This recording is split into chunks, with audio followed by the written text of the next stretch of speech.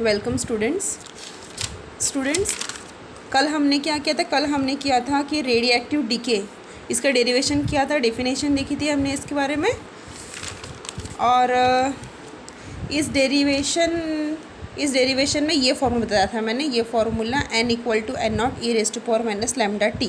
ठीक है, ये बहुत इंपॉर्टेंट फार्मूला है। इस फार्मूला को हमको आगे हर जगह यूज़ करना है। So you have to remember this formula n = n0 e⁻⁻t। और इसमें n0 क्या है वो बताया था मैंने इसके पहले वीडियो में, so we will not repeat that. Okay, so next topic is radioactive equilibrium. See, radioactive equilibrium मतलब क्या होता है? I told you that in the decay मतलब डिसइंटीग्रेशन ही होता है ना। डीके डिसइंटीग्रेशन एक ही होता है।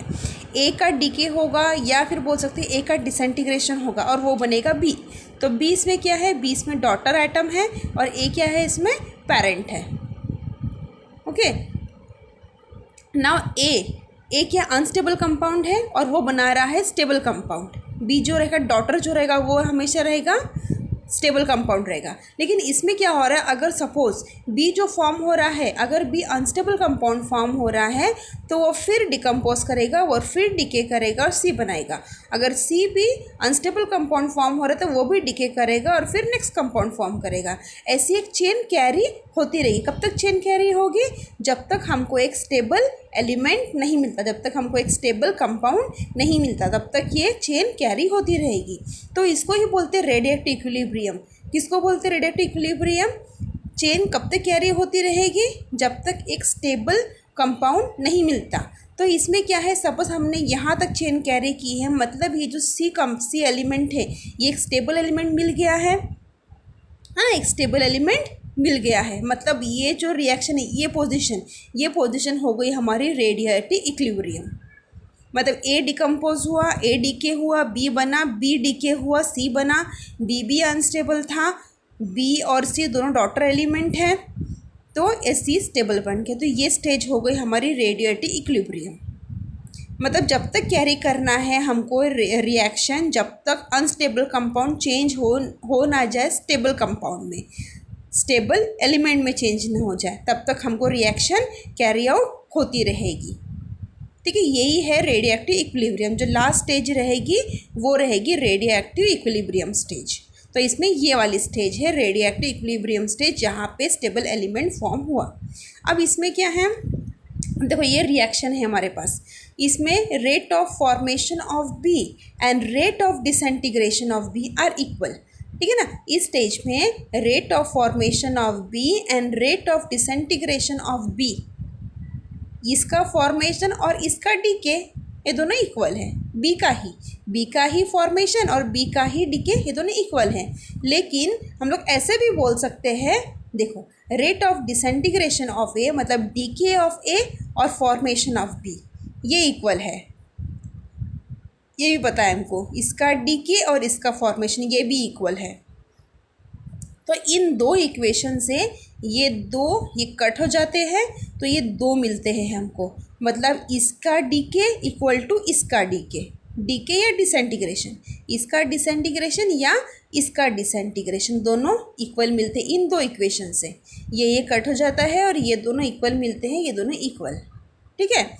अब हमको पता है, मैंने पहले वाले इसमें पढ़ा था पहले वाले वीडियो में कि रेट ऑफ डिसइंटीग्रेशन या रेट ऑफ डीके वो होता है dn माइनस dt, है ना। dn माइनस dt पढ़ा था। dn क्या होता है?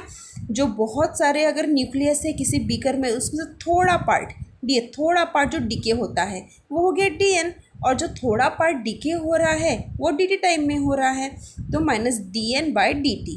इसका हो गया ए का, और rate of disintegration of B dnb/dt, ये हो गया बी का।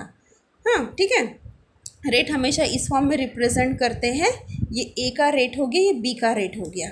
अब ये होता है इक्वल लैम्डा n, है ना। ये dn/dt is directly proportional to n। इसके पहले वीडियो में देखा था हमने कि dn/dt is directly proportional to n। फिर हमको डायरेक्टली प्रोपोर्शनल को निकाल देते हैं और वहाँ पे लिखते हैं कांस्टेंट। अब ये लैम्डा लगा दिया हमने, तो हम इसके जगह पे हम लोग अभी लैम्डा और n लिखेंगे। तो ये एक ही है इसलिए लैम्डा ए और n a, इसके जगह पे लेमडा और एन, बी का है ये। तो अब क्या करेंगे इसके बाद, ये एन बी का टर्म नीचे लेके आ जाएंगे on this lambda A, this will bring down, so we'll get this term. Now in place of lambda we know that lambda, ये जो lambda है क्या है, ये है decay constant. Decay constant is equal to 0.693 upon t half. So in place of lambda we can put this value 0.693 upon t half. Now what is mean by t half? T half is half life time. किसकी half life time? हर element की अपनी अपनी half life time होती है, तो उसको represent करते हैं हम लोग टी हाफ से. सो इसके जगह पे ये लिख दो. तो ये रिपीट हो रहा है तो ये कट जाएगा दोनों इसमें, तो बचेगा ये टी हाफ लाइफ ए की है और टी हाफ लाइफ बी की है. So N A upon N B equal to half life of A and half life of B. तो ये हमको फॉर्मूला मिल गया. Now after that okay, it is uh यहाँ तक की है. तो ये हो गया हमारा, हमने रेडियो एक्टिव इक्विलिब्रियम, इसका डिस्क्रिप्शन देख लिया.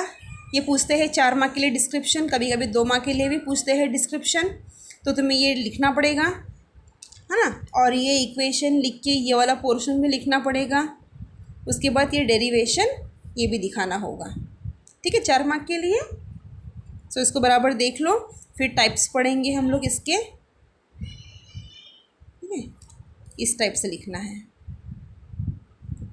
अब इसके टाइप्स, रेडियोएक्टिव इक्विलिब्रियम के टाइप्स देखना है.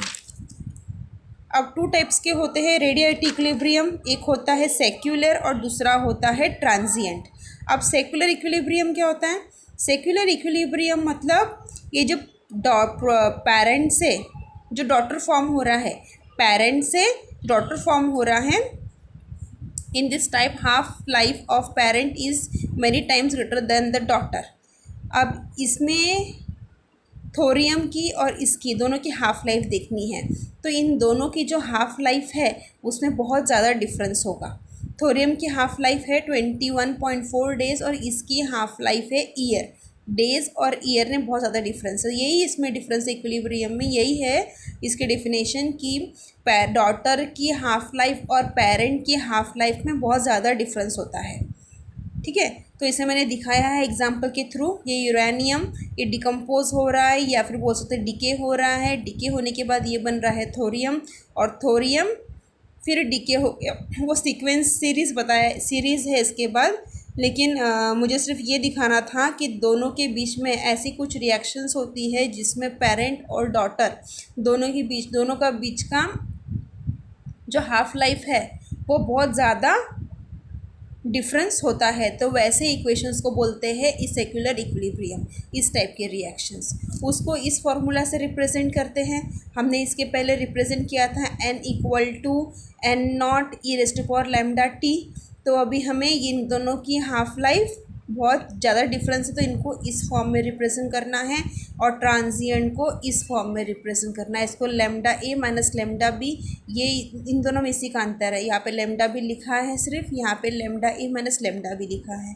इसमें क्या है, इसमें जो डॉटर है और ये डॉटर है ये पेरेंट है, दोनों की जो हाफ लाइफ है उसमें बहुत कम डिफरेंस रहेगा. देखो इसे मिनट में और डेज में, मिनट और डेज़ का है तो कम डिफरेंस है. हाफ लाइफ इसका और इसके हाफ लाइफ का कम डिफरेंस है, इसमें बहुत ज़्यादा डिफरेंस होता है. तो दोनों के बीच का यही डिफरेंस है. सेक्युलर और ट्रांजिएंट में यही डिफरेंस है. और ये फॉर्मूला भी अगर याद रहा तो लिखना है, नहीं तो फिर ठीक है. ये भी ठीक, इतना भी याद है तो ठीक है, नहीं लिखा तो भी चलेगा. बस ये डिफरेंस लिख देना. इसका हाफ लाइफ का डिफरेंस ज़्यादा होता है, इसका हाफ लाइफ का डिफरेंस कम होता है, इतना भी सफिशिएंट है. इक्विलिब्रियम जो टाइप्स है ये भी पूछते हैं 4 मार्क के लिए. ठीक है, तो यहाँ पे हमारा ख़त्म हो गया रेडियो एक्टिव इक्विलिब्रियम टॉपिक. ठीक है, डिस्क्रिप्शन देखा हमने, इसका डिस्क्रिप्शन का डेरिवेशन देखा और टाइप्स देखे हमने. अब नेक्स्ट टॉपिक है हमारे पास थर्मोन्यूक्लियर रिएक्शन. से थर्मोन्यूक्लियर रिएक्शन मतलब क्या होता है? कोई भी रिएक्शन जो हाई टेम्परेचर पे कैरी आउट कर रही है. ठीक है, कोई भी रिएक्शन जो हाई टेम्परेचर पे कैरी आउट कर रही है. अब जो फ्यूजन रिएक्शन होते हैं, फ्यूजन मतलब जो 2 एटम है उसका फ्यूजन. अब से इन दोनों का फ्यूजन है ना. ठीक है,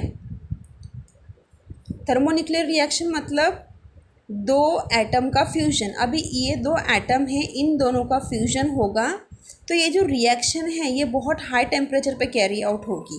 कोई भी फ्यूजन रिएक्शन बहुत हाई टेम्परेचर पे कैरी आउट करते हैं, तो इन दोनों का रिएक्शन होगा, फॉर्म होगा हाइड्रोजन। जो ड्यूटेरियम हाइड्रोजन फॉर्म हो रहा है, मतलब छोटे छोटे दो एटम हैं, उनका रिएक्शन जो कैरी आउट हो रहा है दो एटम का बहुत हाई टेम्परेचर पे हो रहा है, और जो प्रोडक्ट मिलेगा that product is a bigger molecule, the product is a bigger molecule and with the release of lot amount of energy. That type of reaction is called thermonuclear reaction.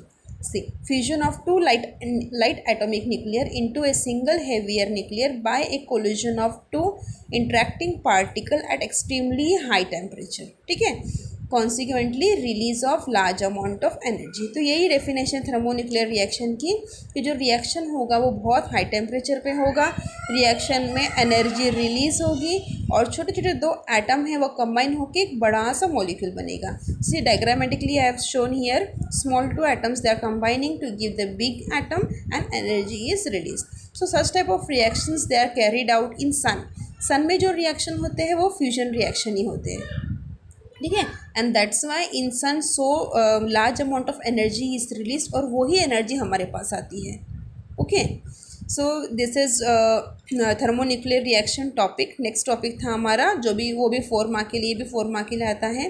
ठीक है, जो जो टॉपिक्स आते हैं exam में वही topics हमको करने हैं. तो ये जो मैं टॉपिक्स कर रही हूँ ये सारे 4 मार्क के लिए आए हुए हैं. सो नेक्स्ट टॉपिक ये थर्मोन्यूक्लियर रिएक्शन हो गया. इसके बाद नेक्स्ट टॉपिक है हमारा फोटोन्यूक्लियर रिएक्शन. फोटोन्यूक्लियर रिएक्शन, इसमें क्या होता है, बहुत सिंपल है. ये 4 मार्क के लिए पूछते हैं and it is very easily marks covering topics. Okay, तो फोटोन्यूक्लियर रिएक्शन क्या है, इसमें सिर्फ गैमा रेडिएशन यूज़ करते हैं हम लोग. गैमा रेडिएशन से बॉम्बार्ड करते हैं. ठीक है, पेरेंट न्यूक्लियस को गैमा रेडिएशन से बॉम्बार्ड करते हैं बस, और एनर्जी रिलीज होती है. देखो डेफिनेशन क्या लिखा है इसके अंदर. This type of nuclear reaction takes place when target nuclei is bombarded with high energy gamma rays. बस, टारगेट जो न्यूक्लिया है, टारगेट न्यूक्लिया बोलो या फिर बोलो पेरेंट न्यूक्लिया है, उसको बॉम्बार्ड करना है. बॉम्बार्ड मतलब हीट करना है गैमा रेस से. The outgoing particle in this reaction is either proton और न्यूट्रॉन.